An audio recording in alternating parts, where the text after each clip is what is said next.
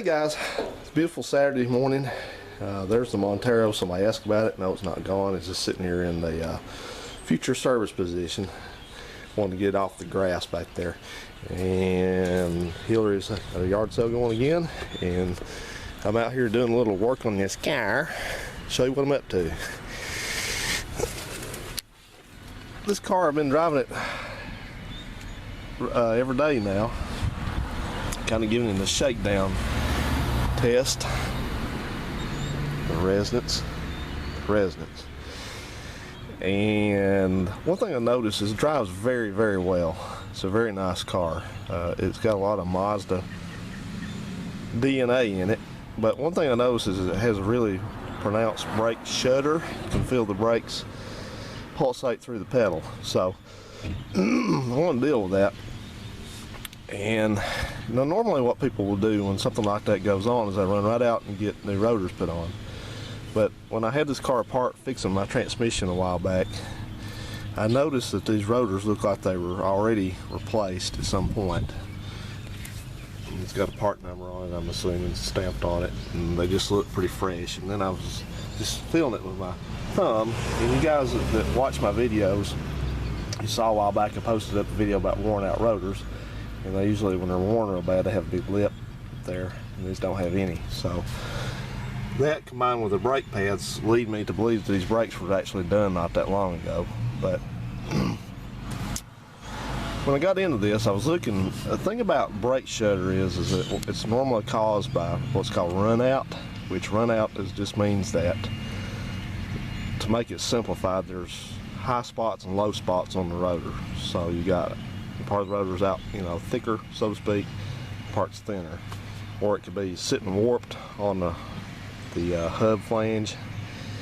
Whatever the case may be, it's not running true. It means that this, in this plane right here, that this flat surface is not staying exactly parallel for whatever reason, and it can be just like tenths of an inch, thousandths of an inch, you know, and that'll cause you problems. Some cars are real sensitive to that. So first thing I noticed when I was looking at this is that, you know, this car's set up for quite a while, probably a year or so, without being driven, and it got some rusty rotors. And I noticed when I was looking in here, if you can look at these deposits right here, you see how there's shiny spots on the rotor, and then there's spots that look like they've got something in them. Well, that something that's in them, that spot right there, it's actually really, it's not so bad over there. Whoops. But it's pronounced right here, and that is actually brake pad material, which is kind of embedded into the rotor surface because of corrosion or whatever. It's like this, and then when you start using the brakes again, it gets them kind of down in there, and that can really throw that off. That can cause that kind of issue.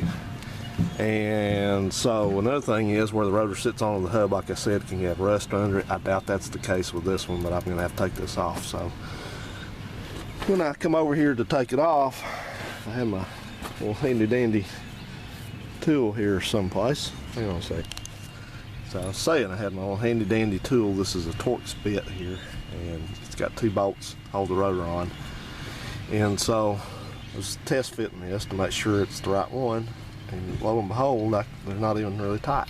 I can undo them with my hand, and that's not supposed to happen. So this thing wasn't even, the rotor wasn't even tightened down all the way. You can see that can move. Now I've loosened these a little bit, but they still, you know, they're supposed to be tight. So anyway, while I got the camera turned on, we'll go ahead and run these bolts out and just pull this rotor off, providing it's loose, so it'll slide off. I was going to say providing it's going to come off, but as you can see, it's already. Because people talk about rotors warping, but I read a real informative paper recently about rotors. You know, they say the heat that it takes to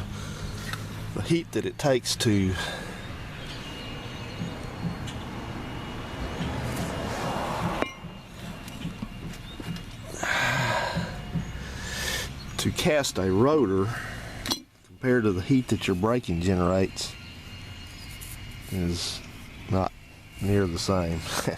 So anyway, just looking at this, I don't see, it's not blue and it's not scored.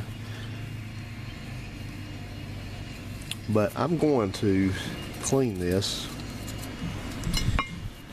and I'm also going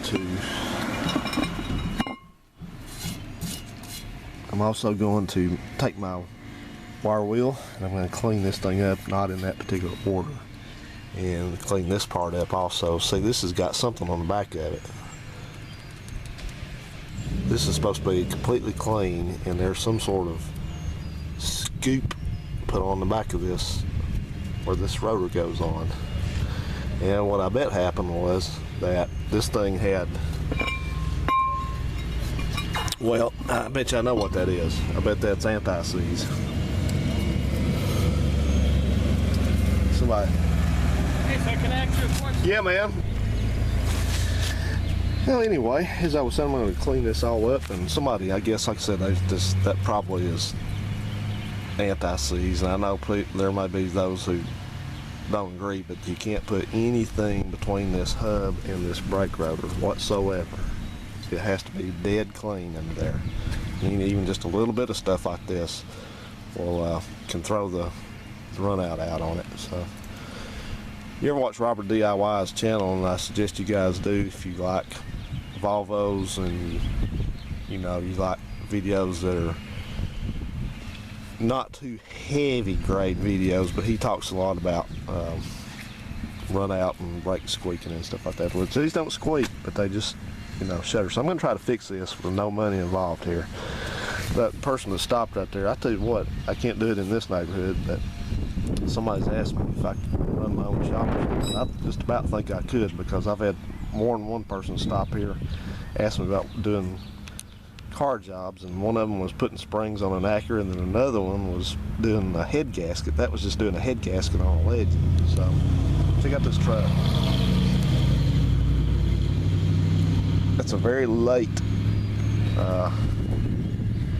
whatever generation Ram that is, and that thing sat in his driveway down there for about a year not driven, and I thought they had a for sale sign on it, a lot more than I'd want to give for it, but I thought, oh man, they're going to sell that thing and drive something like this.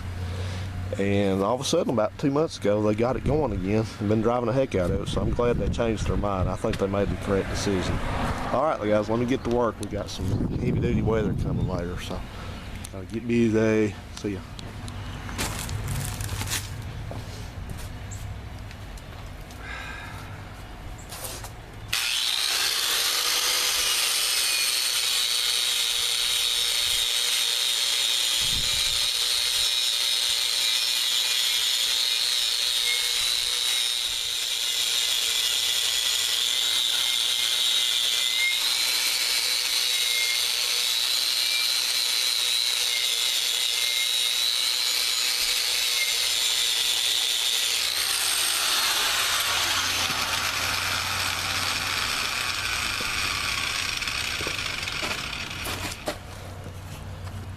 Let me show you something. This is the bad spot on this rotor. It's got stuff ingrained into it, as you can see maybe. You see right there where I've ground my grinder, and then I've got to this point up there. See, I'm just grinding that stuff right off of there. It's really on there, so around through here, and then it got back thin again. Didn't have that on there very much. So anyway, I'm just going to continue with this, and I'm going to do this part. I've already done the inside. I'm going to clean it thoroughly, and we'll see if doing this will improve this situation without having to go do something to the brake rotors that's going to cost money. So see you in a bit. Okay then, I got the hub surface all cleaned up, and I got my rotor all machined and cleaned with brake cleaner, and looks like a new one, doesn't it? Well, looks good for no money involved. So I'm gonna put this sucker on and put the wheel back on and go to the other side. Well, here's the passenger side, and it wasn't quite as bad, but it's got some areas right here where it's got some brake material ground into it, and there again it's got the questionable stuff on the back here. So Really, you know, technically you could say that it's just this little rim right here that does most of the support, but you also see it's got support right in here, looks like, so. Right there on the hub, so that's not, you can see it's got a shiny spot right there. Looks like a high spot. Or at least it's clean. May not be what's considered a high spot, but anyway. That doesn't look good, so we're going to, of course, clean that up. That's anti-seize, that's what that is, because I can tell. It's just to keep it from...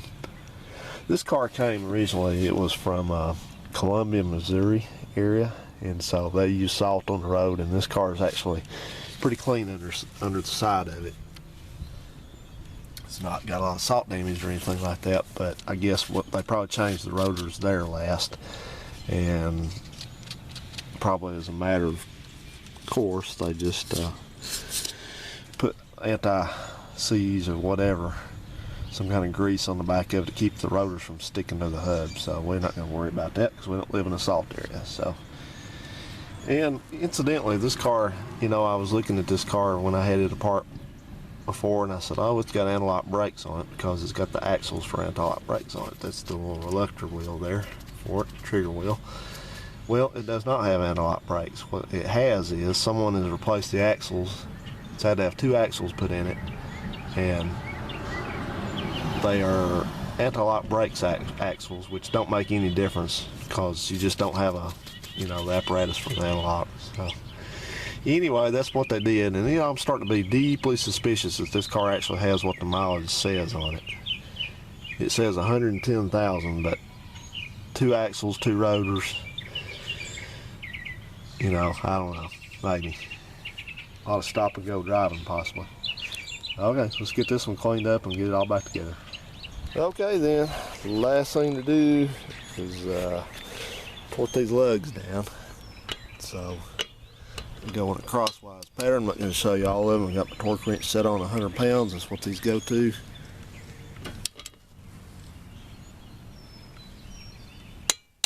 There you go.